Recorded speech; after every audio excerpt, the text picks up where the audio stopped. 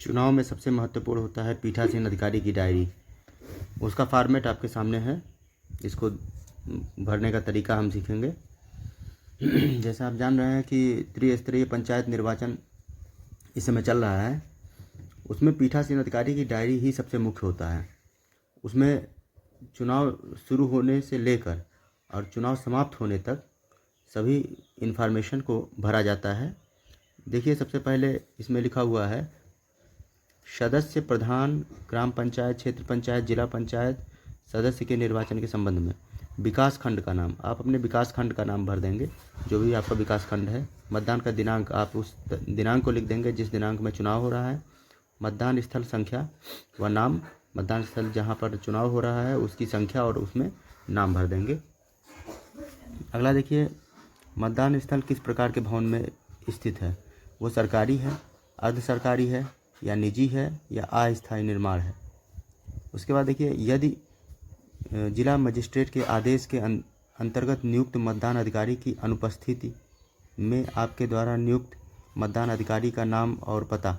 यदि कोई व्यक्ति चुनाव में अनुपस्थित होता है तो पीठासीन अधिकारी और जिला मजिस्ट्रेट के आदेश के बाद अगर कोई अनुपस्थित होता है तो उसे यदि नियुक्त करता है तो उसका नाम, पदनाम, पता और कारण वह नियुक्त करता है तो उसका पूरा डिटेल्स यहाँ पे भरेंगे। अगला है उपयोग में लाई गई मतपेटिकाओं की संख्या। अगर एक मतपेटिका लगती है तो एक लिख देंगे, दो अगर लगती है तो दो लिख देंगे। अब मतपेटिकाओं की संख्या और क्रमांक, जो मतपेटिका यानी कि जो आप बॉक्स यूज किए हैं उसका सीरियल नंबर लिख देंगे। अब अगले पेज पे आते हैं, सीरियल नंबर 7 देखते हैं। प्रत्येक 2 घंटे में पड़े मतों की संख्या। देखिए क्या है, 7 बजे से लेकर, ध्यान से देखिए, 7 बजे से लेकर 9 बजे तक जितने वोट पड़े हैं यहाँ पे लिखेंगे। 9 बजे से 11 बजे तक जितने वोट पड़े हैं यहाँ पे लिखेंगे। जैसे मान लीजिए कि 100 वोट पड़ गए, अब उसके बाद फिर यहाँ पे 200 पड़ गए, यहाँ मान लीजिए 250 पड़े, यहाँ 400 पड़ गए। उसके बाद फिर 3 बजे से 5 बजे तक, चुनाव 6 बजे तक है तो यहाँ पर 5 को 6 बना लेंगे। और अगर मान लीजिए 700 या 800 वोट पड़े हैं तो यहाँ 800 लिख देंगे। इस तरह से ये पेज कंप्लीट हो जाएगा। आगे देखते हैं, मतदान के प्रारंभ और समापन के नियत समय के आधार पर आवश्यक परिवर्तन किए जा सकते हैं। चलिए ठीक, आगे देखते हैं मतदाता। देखिए, मतदाता जो आपको सूची मिली हुई है उस सूची में पुरुष कितने हैं, महिला कितने हैं और उनका योग कितना है, ये आपको भर लेना है। उसके बाद देखिए, मतदाता जिन्होंने मतदान किया, जो आपने वोट आपके यहाँ पड़ा, उसमें पुरुष कितने हैं, महिला कितने हैं और उसका योग कितना है, ये आप इसको भर लेंगे।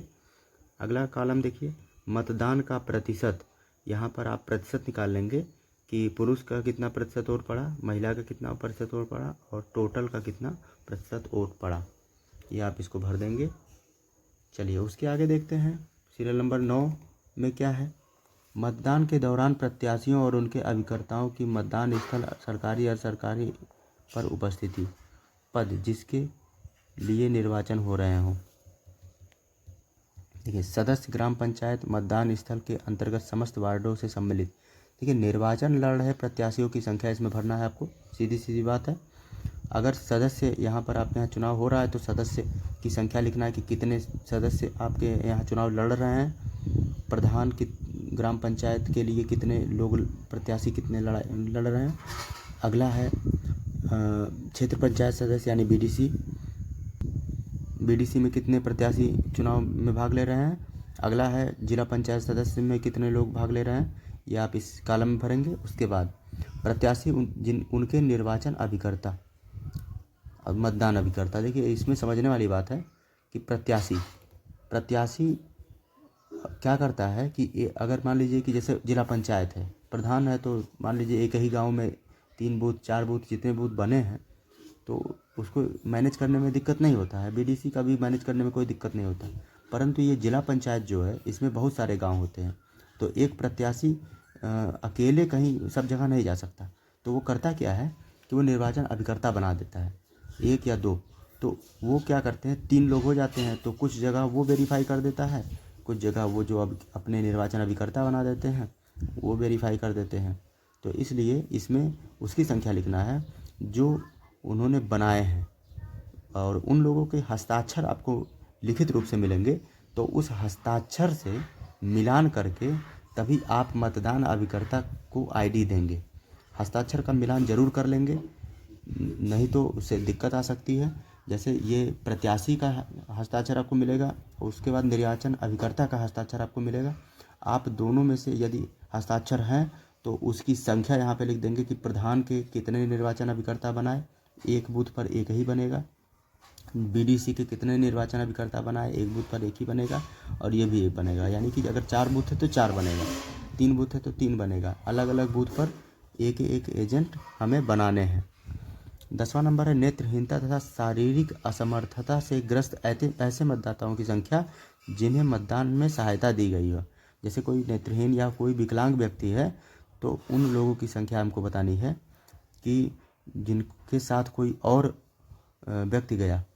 अगला देखिए निविदत यानी टेंडर मतों की संख्या, कितने टेंडर वोट डाले गए। टेंडर वोट का मतलब ये होता है कि जैसे मान लीजिए कोई व्यक्ति है तो उसका वोट कोई और डाल के चला गया, और फिर वो व्यक्ति आता है, अगर ये कंफर्म हो जाए कि हाँ वही व्यक्ति है तो उससे हमें वोट डलवाना है, लेकिन उसको अलग फाइल में रखना है, अलग लिफाफे में रखना है। और जब एक वोट 2 वोट से लड़ाई होती है तब उस कंडीशन में उन टेंडर वोटों की संख्या को गिना जाता है।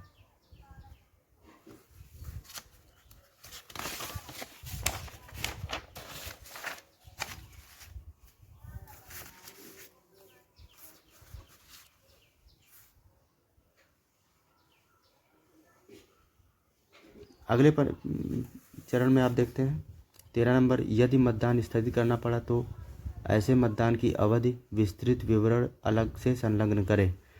मान लीजिए कि कोई घटना हुई, कोई अप्रिय घटना हुई, तो उसमें यदि आपको मतदान स्थगित करना पड़े तो उस कंडीशन में आप उस डिटेल्स को आप भरेंगे। जब आखिरी मतदाता ने अपना मत डाला तो सही समय, जो आखिरी वोटर वोट डालने आया है उसका सही समय लिखना है कि इतने बज के इतने मिनट पर आखिरी वोट पड़ा। जैसे मान लीजिए कि 6 बजे तक मतदान होना है, 5:30 पर अंतिम वोट पड़ा, उसके बाद कोई वोट नहीं आया, 6 बजे वोट समाप्ति की घोषणा करके आपको मतपेटी सील कर देनी है, तो आप उसको 5:30 बजे लिखेंगे। अन्य महत्वपूर्ण घटना, जो भी घटनाएं हुई हैं पीठासीन अपने समय समय पर इसमें मेंशन करता जाएगा। और आखिरी में स्थान आप भर देंगे और दिनांक भर देंगे, जहाँ पर पीठासीन अधिकारी अपना सिग्नेचर कर देगा, यहाँ अपना नाम लिख देगा, अपने पद का नाम लिख देगा और यहाँ पे मोबाइल नंबर लिख देगा। इस तरह से पीठासीन की डायरी कंप्लीट हो जाएगी। यह एक महत्वपूर्ण डायरी है जिसे पीठासीन समय समय पर कंप्लीट करते जाएंगे, और जमा करते समय इसे हाथ में ही देना पड़ता है, इसे किसी भी लिफाफे में सील करने की आवश्यकता नहीं है। धन्यवाद।